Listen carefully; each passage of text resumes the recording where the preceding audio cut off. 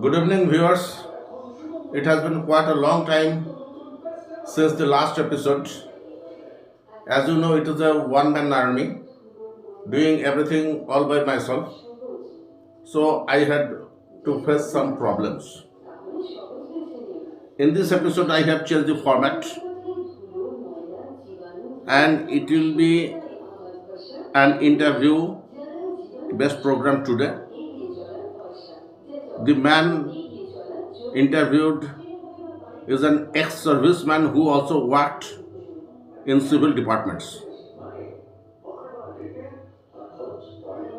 Due to technical snag, the first few minutes of the interview was lost, but I had put it in a text slide form and you will see it just before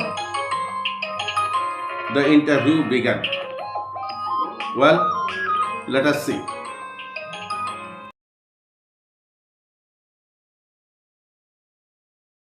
TMC and CDSE. So I thereafter decided to join the army as it was my passion from a very childhood, as my father was also there in the Defence Services Air Force. And I participated and got myself enrolled in NCC in my school days. Okay, that was about your preparations. But tell me actually, what was your work in Indian military? What was my work in the Indian Army, you said? Yeah. See, I joined as a commissioned officer as a second lieutenant. During our times, it was second lieutenant. So after doing my training at the OTA Chennai, I got commissioned and I was posted in one of the most active line of control in the western and northern western sector in Naushera in the Punch sector. It's on the LAC. So from a very childhood, I had been exposed to skirmishes with Pakistanis as they were our adversaries on the other side. Thereafter, 84 was a very sensitive year for India and the Indian Army also, because our Honorable Prime Minister, Madam Gandhi, got assassinated that year. And subsequently, we had Operation Blue Star. So because of Operation Blue Star, we were brought down from J&K. I was posted in Punjab for another quite some time, for a year or so, for Blue Star. So I participated in Blue Star thereafter. Okay. That is quite inspiring. And before I go into the matters of preparations, let me hear from you again that what are the main thing that a boy or a girl should have in order to be successful in Indian Army or any wing of Indian Defence? My advice or my request to the boys and girls who aspire to join the army or any other profession for that matter.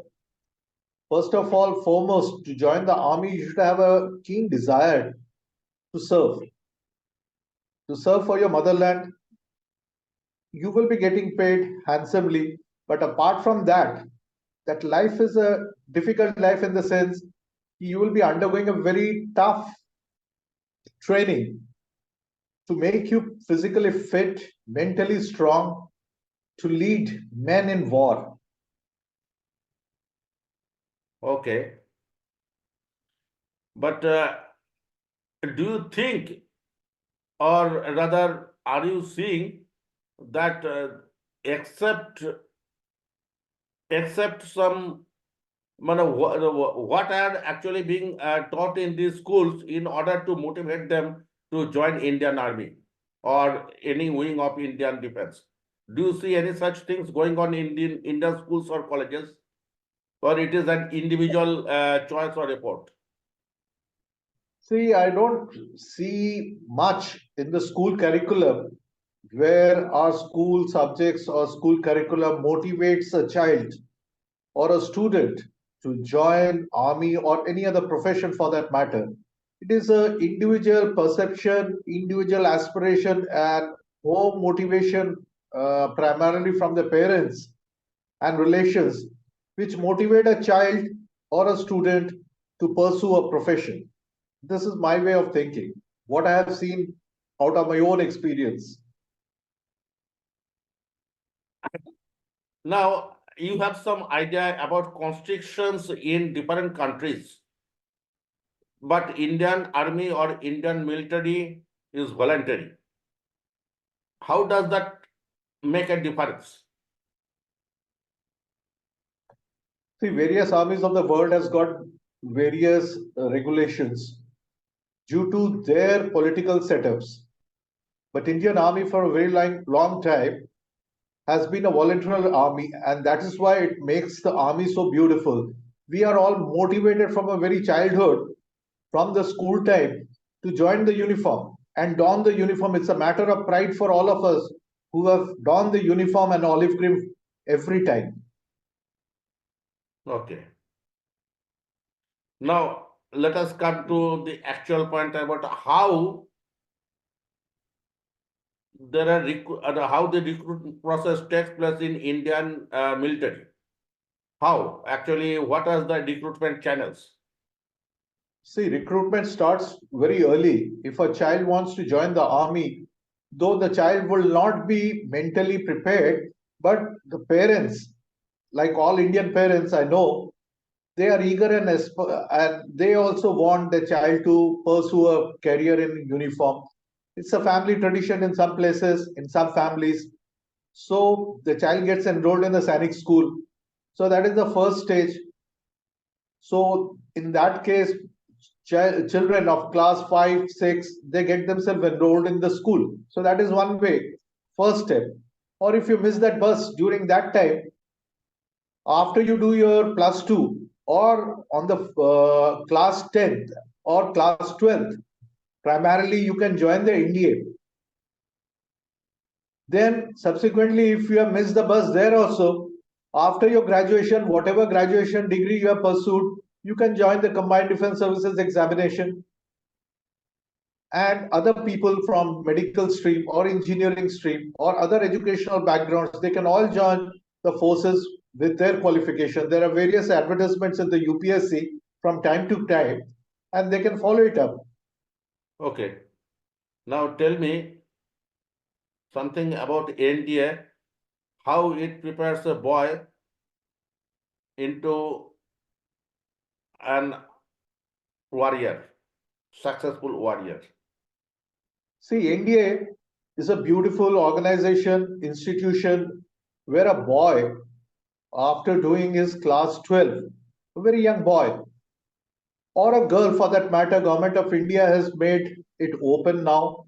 If all boys and girls who are eager to join the forces, they can apply for the NDA UPSC examination and they can get in. And if they qualify, they can come and join it.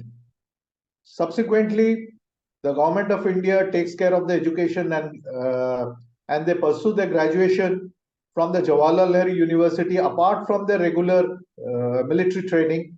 And after completing their this thing in 3 years time, they come to IMA and complete their 1 year stint, 1.5 year stint, and pass out and become officers. Now it is a direct entry to lieutenants. Are the NDA is the NDA open for girls? Yes, yes, very much. The Government of India has already taken steps to open it for girls, and the next step will be to open Sainik School for girls. So since when it is open for girls? Already the first batch of NDA girls are out and they have joined IMA. So they are there undergoing their training. So in a year's time, they'll be passing out as officers from the Indian Military Academy in Dehradun. Tell me how the NDA actually divert students from and distribute students among the 3 weeks. What are the What are the qualifications, rather I got you, specialties? got you. See, anybody for that matter who's a general student with PCM or a non-PCM like art student can also join NDA. The only difference is NDA with PCM, they will be having an option to join Air Force and Navy. Otherwise, a student from arts, he can pursue in the general cadre of Indian Army. So actually, that is the distribution process, that how students are distributed among the three wings of Indian defense. And now tell me, and now come to the matter of combined defense service examinations. Actually, this is the 100% employment oriented examination. It is not academic. No, it's not academic, it's employment oriented examination. Very So, right. can you give a little outline about this scheme of exams? After you do your graduation, you appear for this examination in Combined Defense Services examination, or people who have done the BTech or MTech, they go for the technical courses of engineering, signals, and electrical and mechanical engineering, or they can go and join DRDO, ISRO, HAL, Bharat Electronics, organizations like that. And people who are general, I mean, there's arts and commerce students, then pursue their army careers, and they'll be leading an officer's life like any other officer. So, what is the difference between an NDA pass out and combined defense service examination successful person? What are the differences? See, NDA pass out, when a boy or a girl is joining NDA, he's very young. He's just 17 plus. And after a student, after doing his graduation, when he's joining the army, and after doing his training, completion of his training, he's joining. See, the age difference and the age advantage a student of India gets, a CDSE student, after doing his graduation, he is missing out the bus for 1 or 2 years. This makes a huge difference in the promotional this thing and the number of years of service you render in the Indian Army. Sorry. So, is it true that once you are in Indian military, your job is just permanent for up to 60 years of age? Is there such kind of insurance that you will be there in up to the age of 60?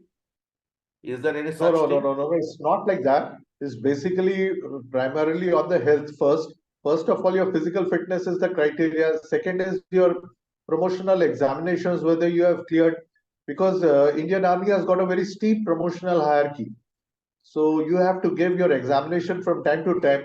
Everybody has to appear for their examination, whether he's a NDA, ex-NDA, it doesn't make a difference. Once you join the army and you have passed out, you are passing out together. Thereafter, you're giving the examination together, your trainings are together. So what is happening ultimately is how long you have been doing, clearing your examinations and getting best grades. That is the grades, alpha grade, which matters most. And that is how you carry on. The ultimate general who's there, he's 60 years. Otherwise, people who are below his rank, if they don't get into that service or that rank, they'll be retiring early. Actually, that is the thing. That is what I was going to tell you, but rather ask you that from which stage the physical the officers working in Indian military, their intellectual or thinking matter comes more than their physical parameters. See, it is thinking and physical parameter is the most important thing for an Indian Army officer, or Even for that even matter, any even officer for in any army. even for a general, Yes, it's see the general is having a strategic view of the whole battlefield, right? and down the chain, a boy or a second lieutenant or a lieutenant during our times, when he's passing out, he's seeing the battle in a tactical scenario. That means he has got one object to look after, and a general is seeing the whole theater of operation. And decision making is the most important thing for which a leader is prepared. Okay, now I understand. Let us now talk something about preparation, that how can you enter this world? How? It is from the See, the school. course curriculum and the examination pattern is CBSE, and whatever is there in your CBSE syllabus, if you are thorough with that, your questions will be out of the syllabus only. Okay, okay, okay, okay. So suppose one is studying in a state board, state board curriculum. So how he can prepare for NDA or like this? I think state board and all board they are having a common syllabus. Hopefully, I'm not aware of it whether state boards follow the Central Board of Secondary Education syllabus or not. But primarily things are same because they ultimately they have to appear for all the common examinations. If the syllabus is different, they won't be able to compete. Right, right. That is the thing. That is the thing. CBSE. So all the board curriculums are not in tune with CBSE. That is a known fact. So it will be individual effort, primarily because they are not getting such advantages of following a CBSE course. See, I'm not very expert in the various board curriculums and syllabus which has been followed. I can talk and I can say that CBSE is the this thing one should follow. Syllabus is syllabus so that they can appear in the examination well prepared. Now, suppose those who are not in science streams, can they aspire? Yeah, they can always go and appear for the examination Only for because the apart general from streams. Only for the general yes, they streams. will be going. Yes, What are these general streams? general stream means you will be officer like any other this thing. So science stream students for with PCM background, they will be joining engineers, signals, communications, electrical and mechanical engineering, and same thing in Air Force as well as Navy. But a general's candidate will be having infantry, armored, and other arms to work for. Now come to the more specialized boys, say engineers and doctors. Actually, how they are recruited and mm, what can be their preparations? Because generally doctors are not made for hospitals only, and doctors for Indian Army, that is a defined concept altogether, I think. See, a class 12 student, whether he's a boy or a girl, can appear for the Armed Forces Medical College examination Pune, which is after plus 12. It is like a person is appearing for NEET, he can appear for the AFMC examination also, where he'll pursue his medical degree to Suppose join someone as a is, doctor. suppose someone is in Calcutta Medical College. So how he He will? can join. He can join after completion of his degree, whether it is MBBS or BDS. They have got a direct recruitment for technical courses. UPSC conducts examination on a yearly basis. Same thing for engineering graduates also. Okay. Now got a good idea about how the students should prepare for entering. And even for to cut you, even for art students, if they have pursued their career in MTech, in MA in a specialized subject, there are army educational schools which recruits persons from arts background to work in army educational corps. There are person in who have done the law, they will go and join jack branch. A person who has done religious study, they will go and join spiritual as a spiritual teacher in the army. So army is open with for all subjects. We are coming towards the end of this session, so very little time is left. Now you tell me, actually, what is your message for those boys and girls who have patriotism in their heart, but hardly know about how to enter this world. So there must be some guidance, some guidelines, some tips for them so that they can also fruitfully try for Indian defense. My message to them is have a dream, follow your dream, aspire to become an officer if you want to don the uniform, and in your heart to heart, you should have a will and say, courage is my destiny, and I'll have the will to fight. Courage is my destiny. Courage is my destiny. But just tell me one more thing to conclude this episode. Suppose there are different ranks. There are some terms I know which is called commissioned officer, non-commissioned officer, this or that.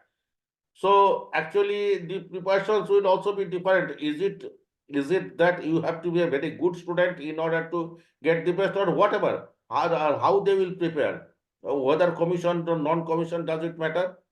Because at that stage they should not be expected, are not expected to have a good idea about what are these commissioned, non-commissioned. When I am talking to you, Mr. Showman, I am talking for students, both boys and girls, to become officers. So I'm not talking about non-commissioned. I'm talking about commissioned officers. Non-commissioned, it is class 10. And then you have to go for a mass recruitment advertisement which is conducted. So I'm not saying you about that. I'm saying you about boys and girls becoming officers of Indian Army. So just tell me something about this mass recruitment also, because they are they that is where the most of the people are working. No, it's not like that. It's fortunately or unfortunately, if any boy or girls, I won't say, it's only boys at the right now, because it is not open to girls.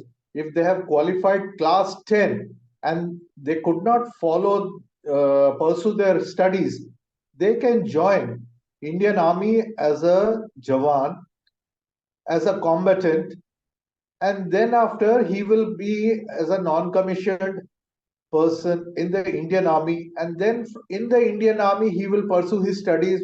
That is how you get your ranks: Lance Naik, Naik, Havaldar, Sergeant, Sergeant Major. These are the ranks of a non-commissioned.